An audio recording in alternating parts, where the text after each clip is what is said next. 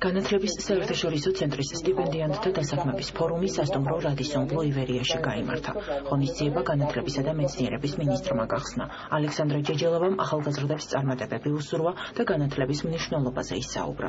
შეხვედრაში მონაწილეობა კერძო თუ სახელმწიფო სექტორის 40-მდე წარმომადგენელმა მიიღო. კურსდამთავრებულები სამინისტროებისა და ქართულ ბაზარზე მოქმედი წამყვანი კომპანიების წევრებს პირადად გაესაუბრნენ და მათთვის საინტერესო თემებზე ამომწურავი პასუხები მიიღეს. ძალიან მიხარია, რომ დამსაქმებლების ინტერესი ძალიან მაღალია ამ ხალხის მიმართ და დიდი იმედი მაქვს, რომ ფაქტიურად შეთავაზების გარეშე არავინ არ წავა აქედან. მე ჩემი მხრივ, ჩემი სურვილია, რომ ეს ხალხი, ვინც უცხოეთში ისწავლა, სამაგისტრო, სადოქტორო დონეზე, მაქსიმალურად ჩავრთოთ სწავლების პროცესში, ანუ ესენი იყვნენ მომავალი პროფესორები. მინდა გითხრათ, რომ გარემო სფერო და მწვანე ინოვაციები მომდევნო 10-15 წლის მანძილზე შექმნის საქართველოში ყველაზე მეტ მაღალანაზღაურებად სამუშაო ადგილს.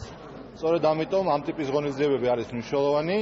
ჩვენ მოვედით იმისთვის, რომ აღმოვაჩინოთ ტალანტები, მაგრამ ამავდროულად ტალანტებმაც აღმოაჩინონ მწვანე ეკონომიკა. სტუდენტები, რომლებმაც ისწავლეს, მიიღეს ცოდნა, იმაღლეს კვალიფიკაცია საზღვარგარეთ, ეს არის ძალიან მნიშვნელოვანი რესურსი ქვეყნისთვის.